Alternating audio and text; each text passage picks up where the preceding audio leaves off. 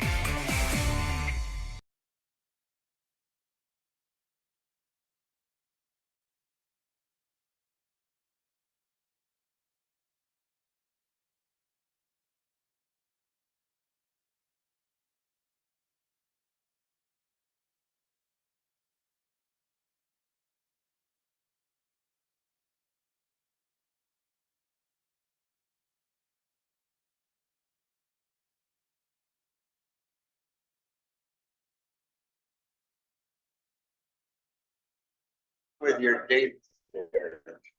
Yeah, my dates are screwed up again. It's not a 14, is it a 14-day one? Yes, they're always 14-day ones, so it's the last 2 weeks. Yes, the dates on top are incorrect. Only because Todd's figured that out and I did not. But you know, again, I was half asleep when I made that, so apparently it was incorrect, but there you go. Anyway, you can see it's changing anyway. So Changing good or changing bad? I can't tell. Changing good or changing bad? I can't.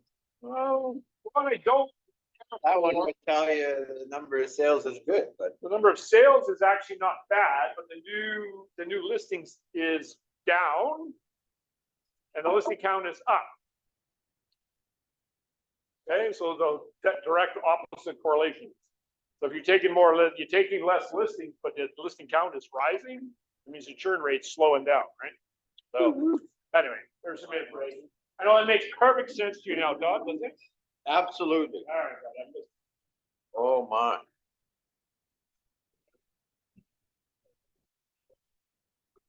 so last week I shared a link to Mr. Benjamin Tall. I'm sure you guys all spent that hour in your best jammies, maybe, you know, at your kitchen table. Anybody watch it other than me? I wanted to, but I had a meeting. Yeah? And did you like it, Eleanor?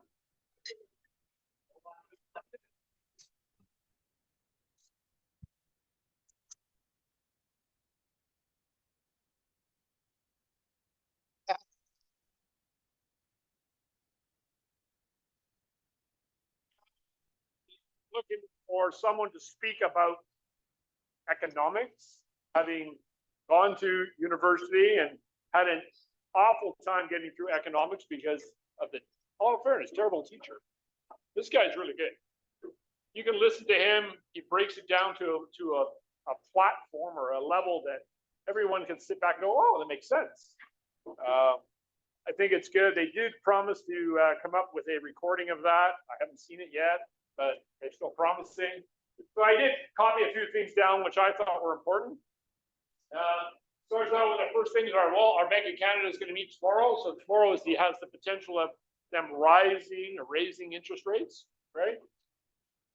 The world says probably not. We'll see what happens tomorrow. Because they definitely, Bank of Canada runs differently. It runs, you know, in all fairness, they make their own rules. And I think what happened in the last week is all the premiers got together and asked the Bank of Canada not to raise the rate. And the Bank of Canada response was that was, we are not accountable to you. And I thought, oh, that's quite arrogant. It's not right. We talked about the reasons of what's happening. You know, immigration is preventing recession in our country. They're estimating 1.2 million people coming to Canada in 2024. Just over 1 million came this year. But how do they get that when they say there's only 500,000 coming that the prime minister's? Well, it's 500 come regularly, and then there's another 500 come by refugee status. Anyway, so that's how you get the million. So it's okay. Yeah. All right. Anyway, so that's a good number. Realistically, that's going to keep the pressure on prices to me. When you think that, you know, there's another 1.2 million people that need a front door, and we can't even keep up with the current demand, throw another million people into the format. Okay, so the depression or the vision that prices are going to subside doesn't make sense, right? You're talking about retailers, and certainly through COVID and up to now, we're using the supply chain crisis as a reason to raise prices. And the simple fact is that's over. They said from the beginning of COVID to now, there's a simple, I like this fact that there are 30% more truck drivers employed now than there was 4 years ago. 30% is a huge number. They're all looking at Amazon. And that was always the reason they couldn't get the commodities to market, right? There was nothing there. Well, that's no longer an excuse. Mortgage interest rates. That's one I always thought was very interesting, is that mortgage interest payments contribute to 30% of the inflation rate. They created. Self-created. So if inflation is 3.2, 3.8, I've got the number. Anyway, mid to high threes. 30% of that number is actually just the cost of money. So when the Bank of Canada says we want inflation below 2%, the very next fact says that the actual fact is if you remove that 30%, that the inflation is actually below 2%. So they're creating their own problem. Interesting. Another reason, or another thing he talked about, was employees. Boy, in the last 4 years, you walk by every single store in the world, you know, hiring, need more people. That fact has changed. Said that now the actual employers are back In the driver's. their drivers back to the ones that are actually making the decisions. It's not trying to find a body to sit in the seat anymore. It's now you have a bit of a selection. On the other hand, cost of living in our country is so high, the ability to go and start having employers squeeze people for money, it's not going to happen either. But again, you know, a lot of people are talking about it, especially I hear it where people have to close early, especially restaurants where they can't find enough people. Or they don't open every day. Yeah, or they close it a couple of days a week just to accommodate it. So that should be changing. And the last part I quite like is he is predicting that interest rate reduction expected to start in June, July 2024. Now, how do you tell your clients to wait? I don't know. But it feels better, or it feels more, that's more of a comfort feeling when they at least stop raising rates. And that's kind of what we're all sitting in. That's what squeezed it all up. And we feel it, right? That the market's changed, especially for our business, right? Anyway, that's what I got out of it. Elmore, what else did you get out of it? Good now, good now.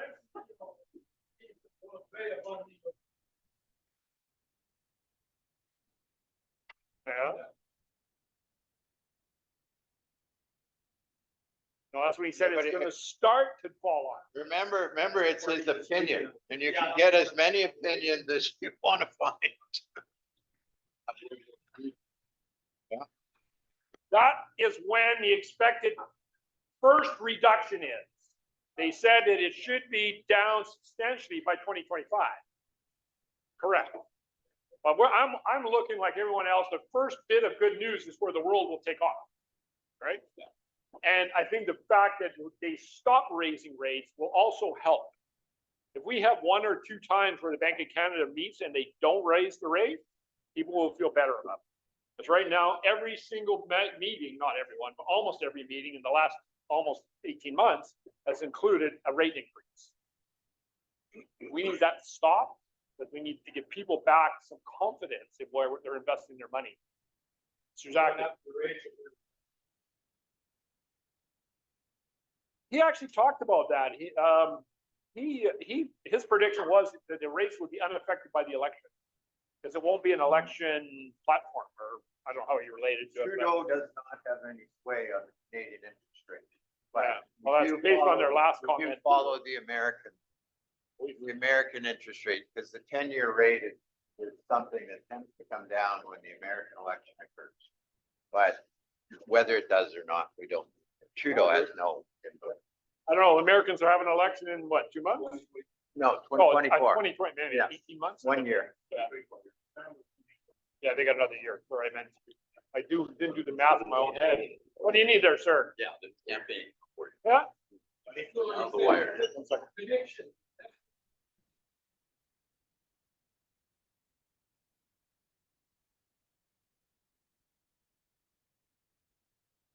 We're going to ask him that in a minute. But now you've loaded the gun, he can be ready. Mr.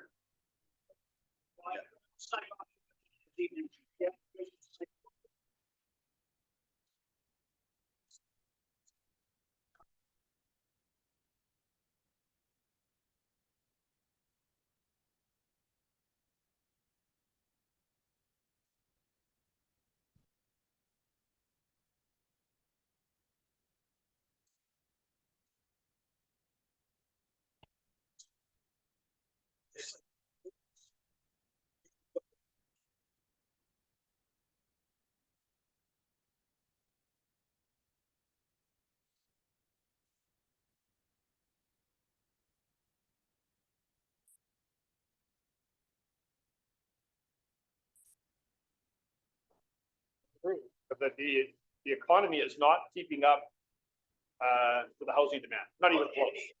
I directly relate that to our government position.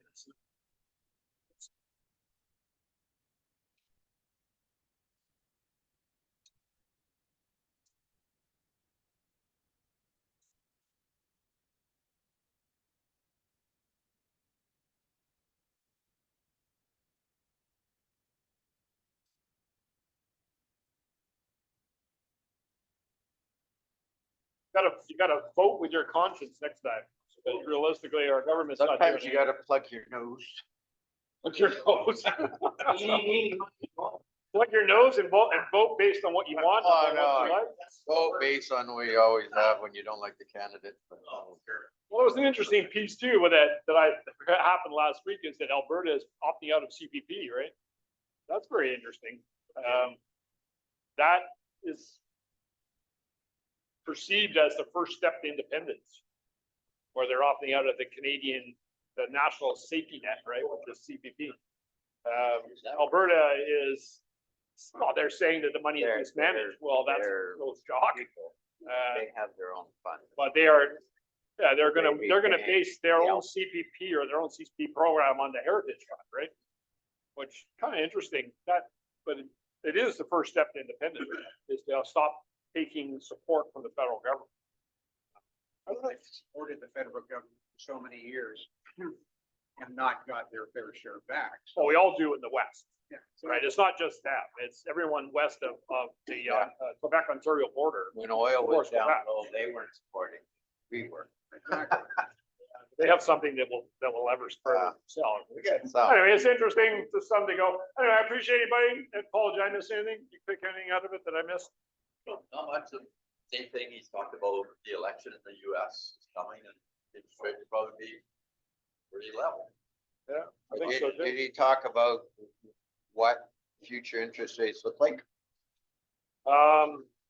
He did. He talked about the Bank of Canada rate and predicted in 2025 that it should be in the mid threes, which makes retail money like the mid fours. So That's the whole thing when don't build your clients up that it's ever going back to where it was. Not for, well, it's not going to. So. I mean, and- single, like a 1% or a 2% interest rate is deflation. In other words, it shrinks the economy. It needs to be 3 or more. yeah, or- and his 3.5 is likely too low because if we actually remember High threes. where we are right now is That's the what Bank of Canada rate. is what normal used to be. But that's also the 3 is Bank I of know. Canada rate. So retail would be like a high 4s, 4, mid 5 4, 5, but Yeah. now we're 6, 7, but at least. Right. Yeah, at least 7, sometimes but 7.5. 5, 6 will be normal. So I think they're actually, 4.5 ish. 0.5% higher. Right? The normal rate should be 4. You in see, the low any 4s. kind of thing like that spurs the economy, and they're not going to be able to do that for quite some time. So, Great. but 100%. anyway, Anybody else? No? Yeah? Else? Mr. Pollock, you got something to add this morning? Morning? Oh, Judge.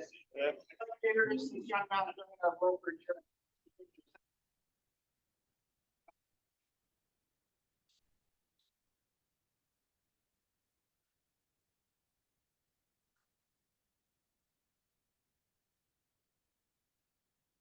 Couple of things, web form clauses.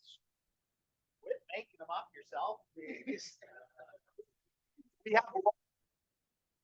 Yeah, what are you, Robbie? I'll ask him on. Oh.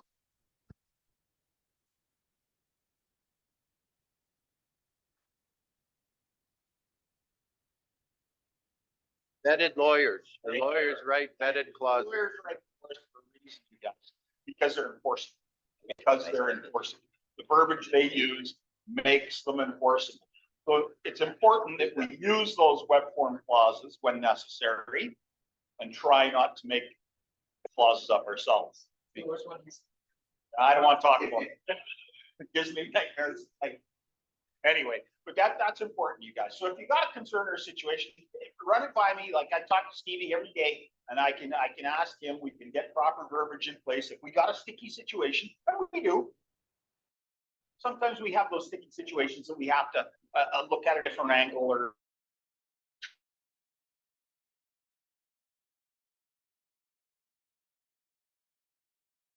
And we got to adjust to. Okay, I got a question for you guys, something to think about. So it doesn't happen that often, but I had a conversation with a realtor yesterday where they have a seller and a buyer wants to purchase their property, but they want to trade. Trade. Yep. So now so it's about thinking about how to make things happen. So first of all, I give the realtors great credit to figure out how to make things happen. You know, you got a couple listings, they're inactive, but you got a seller who has some investment property, and you've got another seller who also has some investment property. And the realtors go, well, how about a trade? And I thought, wow, you know, first of all, give you guys credit. Second of all is how you do that. So from a realistic point is, they started out telling me they're gonna write a contract and they're gonna put all on one contract. No, that is not how you gotta do it. But keeping it clear that you are actually never not selling two pieces, this is actually three properties, but whatever. This involves a seller and a buyer, and then a buyer and a seller, right? And that one offer has to be contingent on the other, obviously, because you wouldn't want one to happen, and then all of a sudden you have your seller is bound to buy a property, and then that guy doesn't buy his. So I just thought I'd share with you. Think about some of the ways of doing business outside of the box. That's where we make fine. That's what we do. So this particular case, they're both investment properties. They both got tenants in them, so they're not really affecting a lot the individuals too terribly much. In other words, other than the investors themselves. The vision there was that they had a verbal agreement that it was this one property plus 800K was going to buy the other property. So just document it that way. But make sure you realize that you're always selling. Each property has to be dealt with individually, is what I guess I'm trying to get at. How's the agency disclosure work on that one here? Sorry? How's the agency disclosure work? Well, Gary hasn't, they haven't done this deal, so we'll see how when Gary gets it. Yeah, that And I don't know if it will go, Like but we used the to idea there is if you, I just want you to think outside the box. I thought, I gave this realtor, I thought it was a fantastic idea that they would even float it. Float the vision. You got two investors looking at property.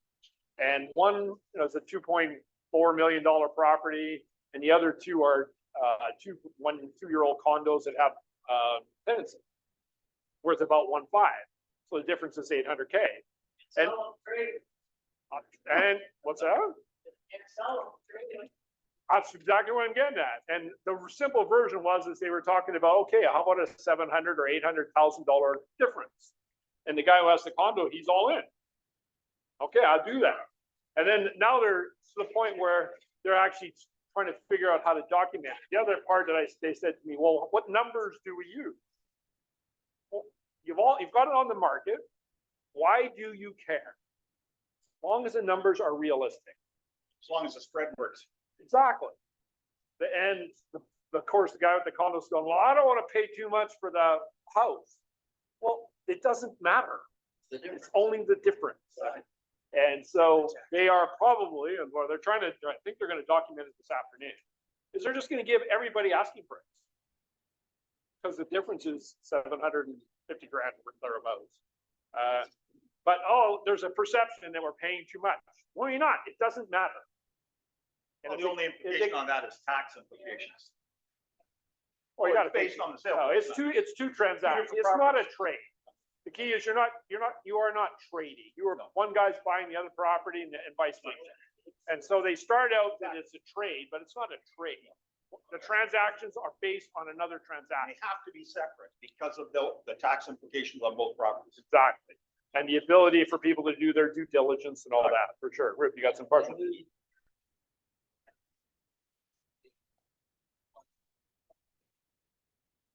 Well, it's just trading of dollars. It's like it would be like you buying, a normal transaction. You're waiting for one deal to complete so you can complete on the other.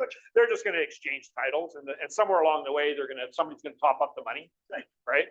But it was just an interesting idea, and that's one I heard, and I personally tried it in history, and it was successful that I can remember. But it's about thinking outside of the box, getting shit to happen. Different markets, different ideas. Exactly.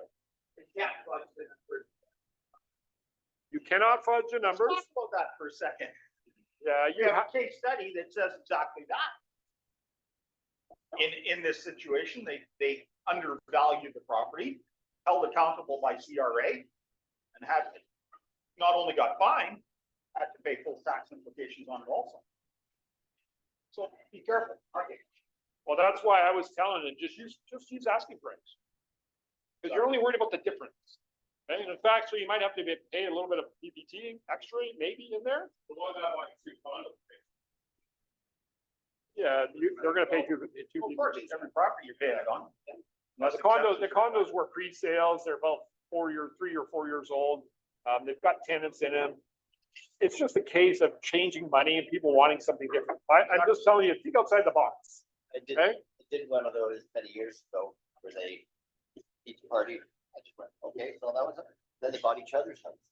Yeah, that's fine. So it was actually simple, two transactions. Closing day, and this is where they're gonna live in them. So possession date was a bit interesting. Oh, yeah, no kidding. They said, well, what about keys? I said, hand them to each other. Couldn't you see who's the same mover? I'll let you. I'll queue, you load up. It's all good. I thought it was a good idea. I thought the idea is not so much that this is something will come up in your day-to-day business, but think outside of the box. How do things happen? How do you get things to occur? Both these properties, all three of these properties have been on the market for more than 3 months. So there already is a sense there's no market for them, right? So why not? Try some. It's unique. Anyway, I thought I'd share that with you. And I know I have not run that by the lawyer. So, but I don't see the challenge. As long as the deals are mutually exclusive, it doesn't matter. Right? They're deals. But documenting it on one contract is that's not the way you do it. They have to be individual, and then they would have a clause in them contingent on the other deals happening. So I think it's a good idea. Anyway. All right, one other thing before I set, exclusive listings, the change is gonna come in January 3rd or 4th, I can't remember the exact date. But the requirement is you can take an exclusive listing, but after, I think it's 3 to 7 days, I'm not sure the specifics, but I'll find out. I think it's 3 business days. You've got to give the opportunity to the seller to turn it into an MLS listing. It'll still be their choice whether they want to or not. They don't have to. You present them with a disclosure explaining the benefits. They sign off on said disclosure, and you keep it exclusive. Not a problem. I think that's again a benefit for those individuals, for those companies that don't want to put it on MLS, and they don't want to put it on MLS for a reason. Yes, Matty. Just heard,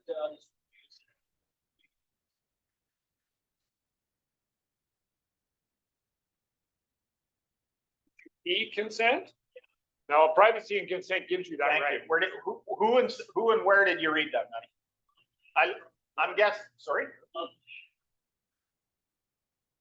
Let me check into it. I'll get back to you. But remember, let's talk about that for a second. And I've been reminding our realtors.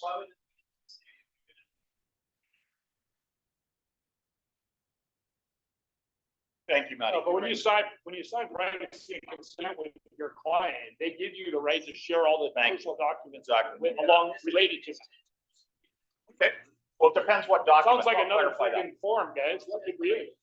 Yeah, no, and again, I assume, Matty, that's all about liability because they've been complained upon or have a complaint against them. So they want to cover their behind accordingly and get written permission from, yes, sir. Perfect. You're reading my mind, Robbie. Thank you. You get, But remember, okay, let's go backwards here. And here's what I'm reading contracts, reading paperwork. I see sometimes that our PNC and our DORT is signed after a contract is written, whether it be a listing contract or a CPS. That's troublesome, guys. How come? Yeah, and gals. How come? Supposed to be presented at the same time. It's gotta be before. Okay. What does the contract talk about? It talks about designated agency. What is the CPS? Right in your CPS under agency, paragraph 21. I've memorized this because I've had to. It says that you read and understood as a buyer. You read and understood said document, disclosure, representation, trading services. Well, if you read and understood it, you've got to have that prior to signing said contract. Your PNC and your DORT must be signed prior to writing any MLS, multiple listing contract or CPS. Has to. And within that document, the DORT and the PNC gives you permission, read the doggone thing. It gives you permission to share their information. All right. And I've been catching old tree land down there. I've got a few of them. And they come back and they say, especially pre-sale new construction, here's what I see. So their client goes into pre-sale new construction and a whole bunch of builder developers now are getting the buyer that they don't represent to do what? Bid trap, PNC, door, 9 yards. Telling the realtors. Do this. They're not their client, they're your. They're saying, they don't give them a choice. Come on here. Whose choice is it? Not the builder developer's choice, it's the buyer. So they sign this and they figure, well, that's okay. They don't need one for their own client. What? Who's the designated agent in this situation? Right on the PNC in the door from the builder developer stays. I'm not representing you. Is that trouble? That's big trouble. And then I get the PNC in the door 2 weeks later. Dated 2 weeks later after the contract, the day the contract is signed. Only because you asked for it. Only because I looked at the dates, Todd. That's troublesome. So be aware, you guys. Yeah, how about this area where they go in and the answer into the contract?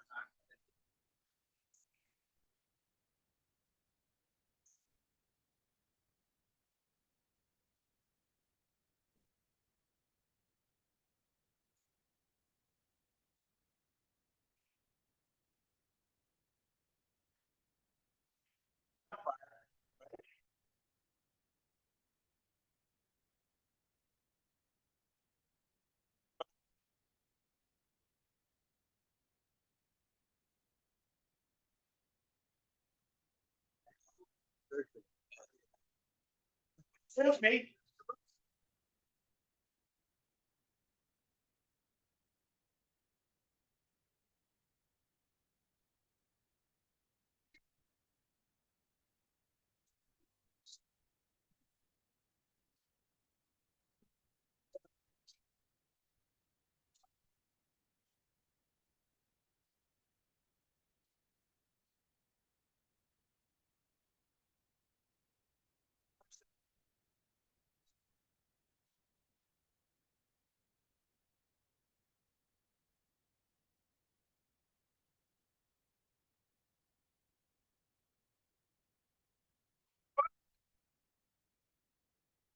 Tell me where, TV's.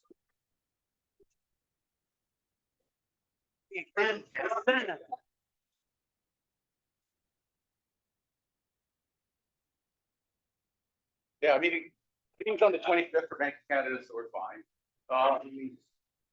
That's We're tomorrow. still giving away money and the rates are unchanged. 5-year bond yield is still. Well. Yeah, I'll project, but come on up and I'll lend you my hearing aids.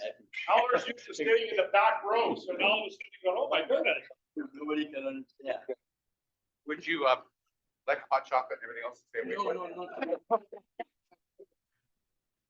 it? Yeah, well, we'll switch the tea to non-herbal. Okay, so bond yield is up a little bit again. Could we handle another interest rate hike? We probably could, but I think I'm gonna get it. No, and that's in the fixed rates. Variable rates, I don't think that's gonna move at all. Prime, I don't think that's gonna move at all for the foreseeable future. You asked me a question about fixed and variable. Okay, so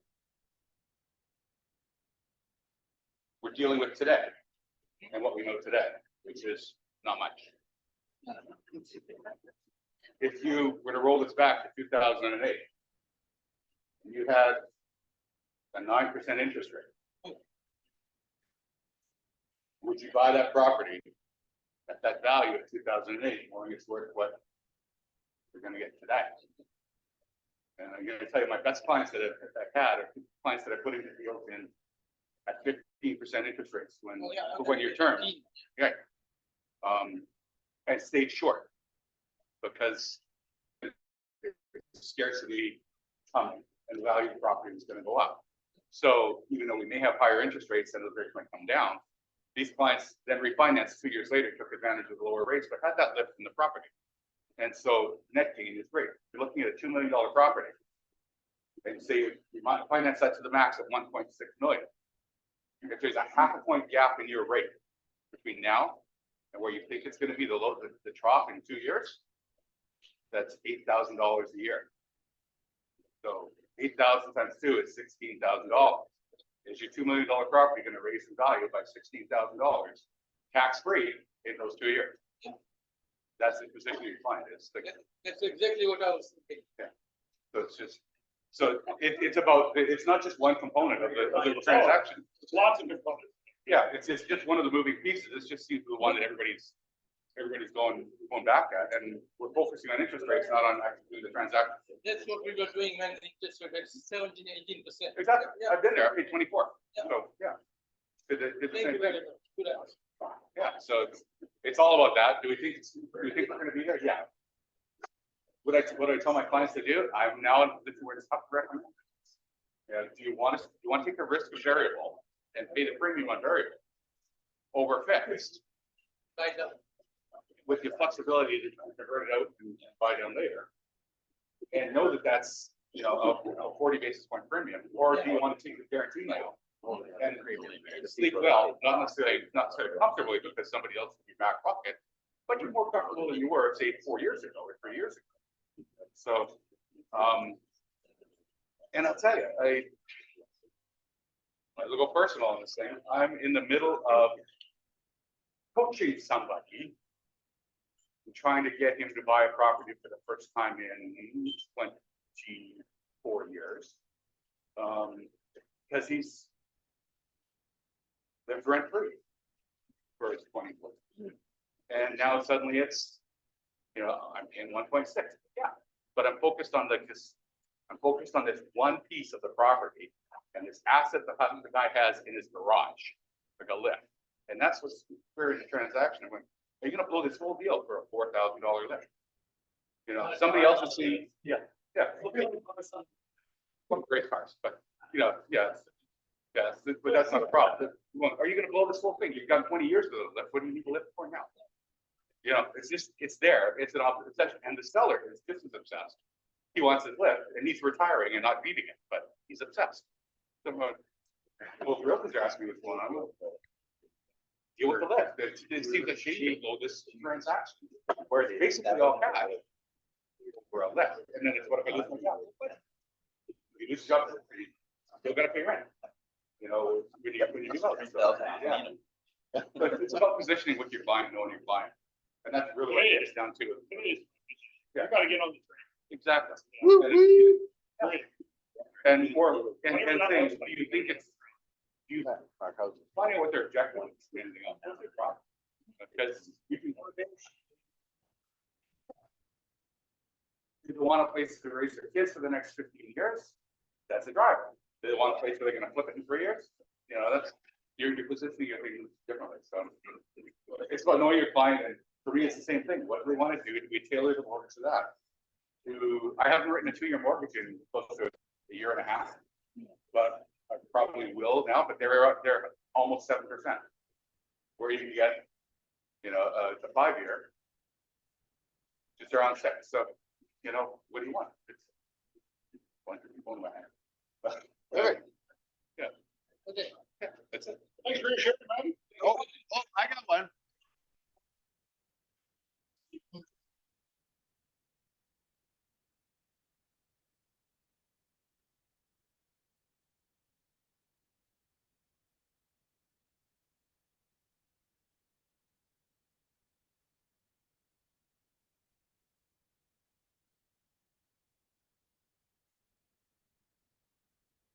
Hard at all. Not hard at all, because we have to qualify them based on benchmark rate. Because chances are the current rate is lower than 2 points below the benchmark rate, right? So chances are the benchmark rate is the highest of the 2 things. If you got somebody at 1%, 1.9%, or 2%, normally we'd have to qualify before, but with benchmark, we'd have to still qualify on that portion at 5.25. But on the new portion, like let's say they need $100,000 lift, the way to structure it is do the assumption on one side, put a line of credit second behind it, and qualify that at new rates, so that you're kind of combining the two pieces if it's tight. So are most of the mortgages assumable now? Almost all of them. Variable rates you can assume, and lines of credit you can't assume. But anything carried in lines, those are tied to the person. Yeah. But, Good question. yeah, they are there. Because we certainly, again, that's thinking outside the box. How do you get the sold sign tongue? Yeah. Talk to your clients, talk about their mortgages, right? Most of them are looking at a penalty to get out. That's another price reduction. The way I look at it, if you get a big mortgage with a $10 or $15 or $20,000 penalty, now all of a sudden realistically, that's a price reduction. And you gotta, pardon? I mean, what's my good? Right? What? They said you got that.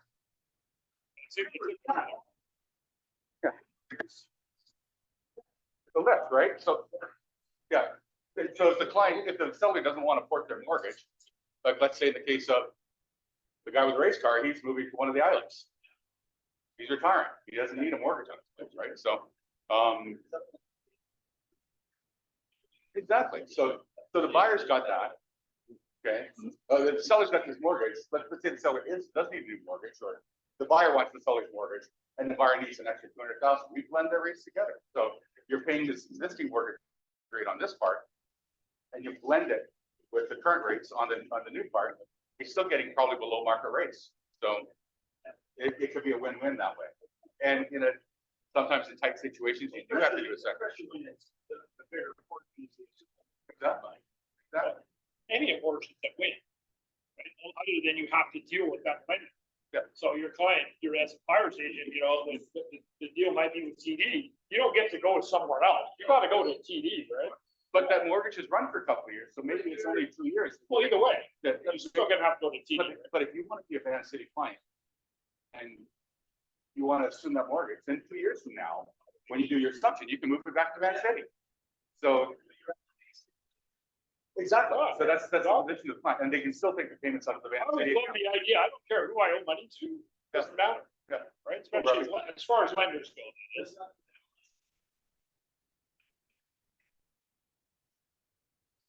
No, we never did.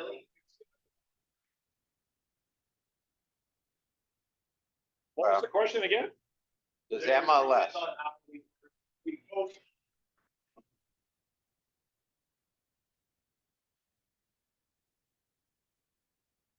But it's a fact, with your client's permission, you can put it on.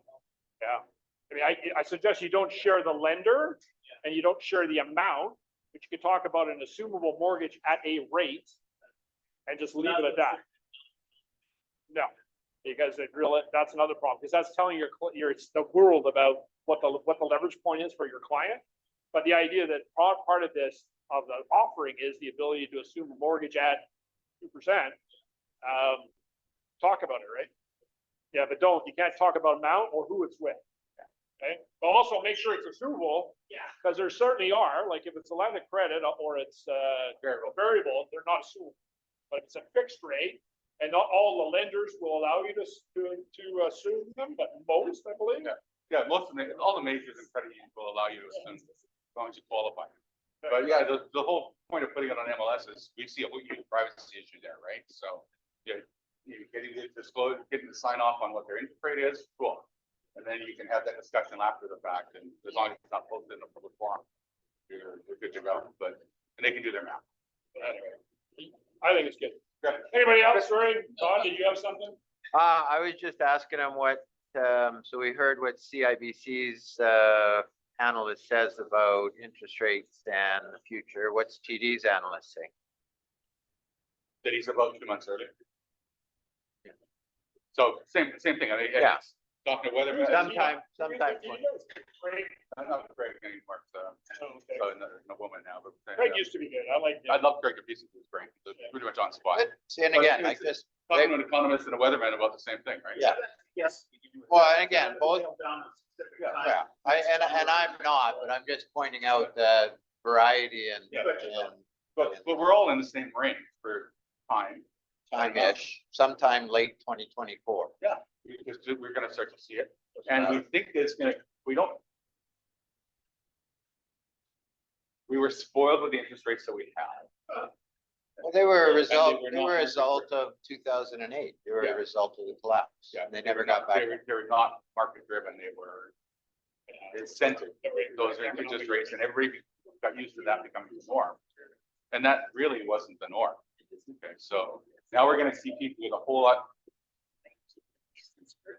There's over 75% of people that are thinking that I'm going to have to be uncomfortable or very uncomfortable when they come up for renewal in the next 3 years. Yeah. So those are typically, my corollary to that is that those are people that got in at the absolute lowest and had to squeeze the nickel to try to get there, forgetting that they were qualified at a higher rate in the first place. And they've gone out and accumulated other debt. So a big move right now is we're seeing people that are converting credit line and a couple of variable rate products and doing everything. When time of renewal, we're looking at them consolidating all of that. Some of the people we say it's good, some of the people we say it's bad because you're gonna have to qualify the new rate for the new money on the mortgage, and that may not, now your numbers may not work. So we're better off taking that out in small pieces over time and structuring it properly that way. So be creative with who you're working with. Right? Thanks, guys. I'm not cutting you off. I know we got to go. Now, I got one more. Go on.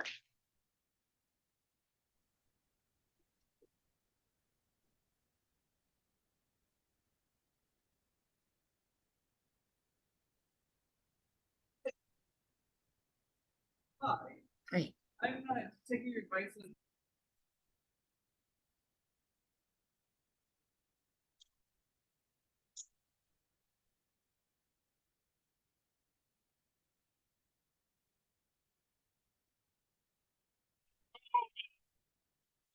With these guys. Ever heard of them? No? Bottom Line University. So Bottom Line University is a real estate coaching program. We are going to start working with them and offer you guys some time. Some group coaching. Those of you who'd like to participate, obviously voluntary, no extra cost to you. But there are two individuals. Well, this is just a propaganda piece. So. Hey guys, it's Alex Burns here with REMAX Generation and the Victoria Homes Group. I'm a broker, owner, and team leader here in beautiful Victoria. I just wanted to say thank you so much to Doug and Ralph for their training. People ask me, why do I continue to do training if I'm at the top of my career? And it's because I'm learning from experts that have been through the business for several generations. These guys particularly are at the top of their game, and they were the leaders in their business at their times when they were selling real estate. So if you're looking for that evergreen type of content and you're looking at helping your team and yourself through these difficult real estate markets, these are the guys the right fit for you.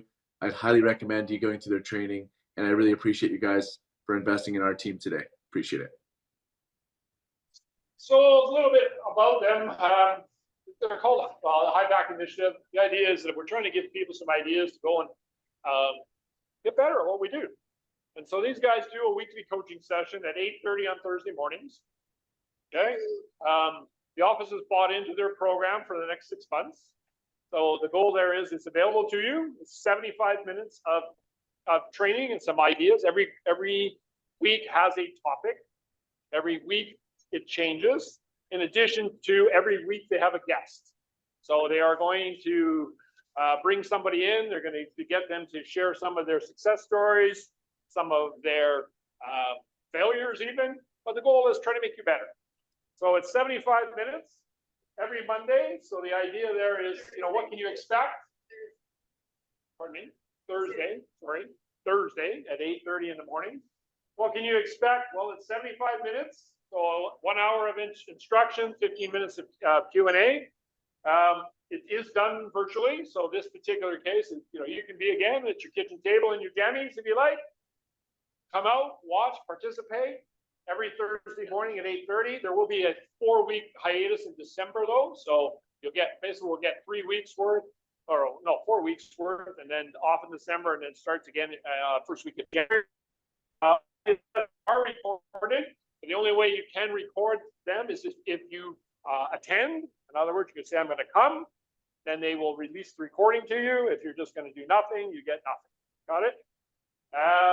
The goal is you'll have a seasoned individual who they will have as a Q&A person, the successful people, so you're aware it's on both sides of the border. Some of them are Canadians, some of them are American. It doesn't matter. The idea is, you know what, we're all looking to get better at what we do. And then the idea is that they will come up with a summary at the end of every meeting, which they'll send out to you and just give you some ideas on what we talked about. That could be like what I do for this meeting, right? The investment to you is nothing. All you got to do is show up, okay? If you were to go and hire these guys, they wanted $1,000 a month to go and participate in their program. We have made a deal with them for an offer to all, okay? Those of you who'd like to participate, it's up to you. The only thing it's going to do is cost you your time. Okay, cheers, man.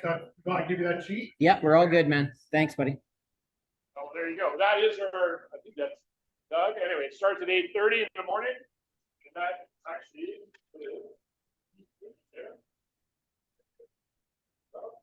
Scott, are you there?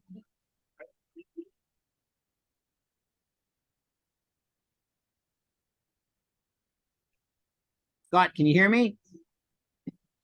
It's disassociated voice. Is everybody hearing that? Are you there? Are you there, Scott? Rats, I don't think this is working. Scott, are you there? Like, I can't hear. Thumbs up if you can hear me, gang. Okay, great. Thank you. I can't tell or couldn't tell. So thank you very much for giving us an opportunity to be here today. As a question to Elisa is that, yes, it is US and yes, it is Canadian based. I was born and raised in Camrose, Alberta, and now live on the Shuswap Lake. And so was active in the real estate business for 20 years and had fairly high production, averaged 100 closings a year, was the #1 agent. I know it's a swear word to in Central 21 as far as for them for all of Canada. And then my partner, Ralph Williams, he also was a very big producer as far as in the United States goes. So here, I'll give you some numbers and you tell me if it sounds impressive. He did 271 listings and he sold 130 of them in his first year in business. Thumbs up if you think that's okay. Okay, so not to brag, and that's not why we would throw that out there, but it's just to sort of give you guys an idea that we do have some knowledge and we do have some skill as far as to be able to help you in the real estate business. This venue, the way we're set up right here right now, is a little bit tough as far as to be able to hear you right and interact with you right. But we will be doing another session tomorrow with Scott's office. So as Spence just said, that maybe Scott would be so kind to invite all you guys to that session tomorrow. And I'll be at my house and it'll be better in comparison to the lighting and everything that's here. So if you're willing to or want to, we'd be excited to have you participate in that also. So the Impact Initiative program, again, it's been going for 3 years. Overall, it's a 1-year campaign with a 1-year program with 4 campaigns. Each campaign has 14 weeks in it. We do 7 weeks of training on Thursday at 8:30, moving forward for the next 4 weeks, because that'll be the end of the fall campaign. And then we'll start the new one on January the 11th. And a major but minor change that's going to happen to the benefit of you guys here in the West, and me the same, is that we're going to now start at starting January the 11th. We will start the winter campaign, and it'll actually start at 9:30. So if you want to mark that in your calendar now, you are able to and will be locked in to be able to be there at 9:30 on January the 11th. Up till then, it is at 8:30, just to make sure that everybody's clear on that. Now, why would you participate? Is that we just did our live presentation here at Treeland and had a fairly good success there and fairly good interaction and whatnot with the group. And it's totally different, of course, that we're not there live with you guys. But as I said to Scott, we'll look forward to definitely coming and doing a presentation for you guys live sometime in the near future to be able to demonstrate as we did here with Treeland today. Now, why would you join Impact Initiative or give us your time? Because at the end of the day, your time is valuable. We are giving information that is cutting edge. We're giving information that's up to date and current, as Scott said. It's not something that's on a video or on a recording that was done, a year ago, 2 years ago, or 5 years ago, or some of them even that are out there today are 10 and 15 years old. It's written today. So as an example, the program that you're already engaged in, thanks to your team and your ownership to be able to pay for it for you, we have actually, you will see that information that we're going to present on Thursday, we actually are creating it today. We're going to finish it tonight, as a matter of fact. So the information is very current and very up to date as to what we're delivering and what we're working with you guys on. So that's really important. Now, all at once, do you like to pay for your own training? Say no. Come on, say no. But do you like it when your office pays for it? Say yes. Come on. So all at once, clap nice for Spence and Scott and the team for actually looking after you guys and paying for this for you guys. Thank you very much to them for doing that. So we're really excited to have you guys enrolled. And in this short presentation that we have, I said I didn't want to run over 10:30. But the bottom line of it is that we will, I promise you one thing. As you say to your customers, overpromise and underdeliver.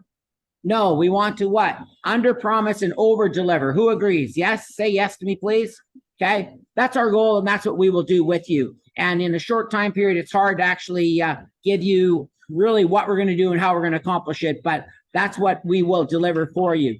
Now, my phone number, I'll give it to you right now. I think Scott probably gave it to you already, but I'll give it to you. It's 780-608-3500. If you want to phone me anytime or send us an email at doug@bottomlineuniversity.com, and we will be happy to answer any questions or anything about what's going on, what's up and coming. So, but today you will get an email from us today that will take you to the session on Thursday morning at 8:30. So just do us one favor. Come and give it a shot. Come and look at what we're offering, what we're delivering. I promise you, it's not a boring Zoom meeting. It's a very straightforward, very interactive, energetic invitation for you to come on Thursday. So Thursday at 8:30, be there, and we will deliver some good information for you. Scott, anything else? I don't want to go over your time.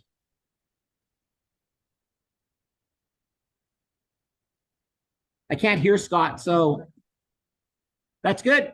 Okay, good. We'll see you guys on Thursday. And if you want to, please come tomorrow, and it'll be a better, more thorough presentation. As you know, I'm in a lounge here, so it's hard for you to hear me and vice versa.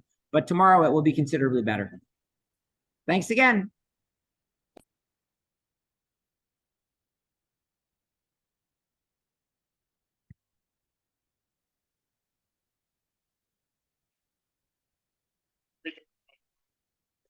Whatever your comfort level is. Coming together and talking about it. On the other hand, I also understand people are not always up to do something at 8:30 in the morning, right? That's why you're realtors. You get to make those choices. Make sense? Anyway, I just wanted to share with you, the goal here is just give you some more support, some more ideas, right? This is their piece tomorrow. They're on Thursday. They have Anna. She's where's she from? Sarnia. Oh, Sarnia. There we go. Sarnia, Ontario. Anybody who's been to Sarnia? I'm the only one. Okay, Sarnia is like driving through Kamloops. There's no reason for it to be there other than you need to buy gas before you cross the border into Michigan. You been to Sarnia? Anyway, that's irrelevant. This is the promo piece for Thursday. I have shared with them all your email addresses. You will get an invite from them today. If you don't get it, let me know, and I'll make sure you do get it. It's 75 minutes, guys. It's part of the game. It's about trying to make you better, and everyone has time right now. Everyone has the ability to take 75 minutes out of your life and work on your business. Nobody's that busy. Excuses. Exactly. Anyway, a few more quick things. Remind people today's a cutoff for Toy Mountain. Really, if you want out, you got to let us know. If not, you're going to participate. Max Tech, I've been working on trying to get a little bit more interactive with them. Todd and I are both having challenges getting a hold of them. Leave it with me. I'll make it better. Because she did talk to me yesterday. So we're getting there. So I'll get you some input on that one. The other part is mark this on your calendar. Those of you who are looking to do some, little bit of partying, a little bit of fun. This year's Christmas party is the 7th of December at Newlands Golf. It is in the coordination, it's along with, something like that. Anyway, we're doing it along with Treelands. We've taken our big ballroom. It is first come, first served. There is only 280 tickets. You snooze, you lose. So we will put up a sign-up sheet here starting soon, since I get the date, probably tomorrow. So those of you who want to come, it is at Newlands Golf Course, December the 7th. Okay, and anyway, what else have I got? I think that's it. You guys got that one? I'm gonna put something better up here, but I will send a link out to register for the Christmas party, so it'll make it easier for you. All right. Other than anybody else? All right, guys. You know what? Thank you all for coming out. I appreciate your efforts. I think of the idea. Come out, share your time with each other. Please give Thursday a shot. Go out there, participate. Give it a couple mornings. You're not that busy at 8:30 in the morning on a Thursday. Make it happen. Other than that, enjoy your days. Thanks for coming out. We'll see you guys next week. Watch for stuff.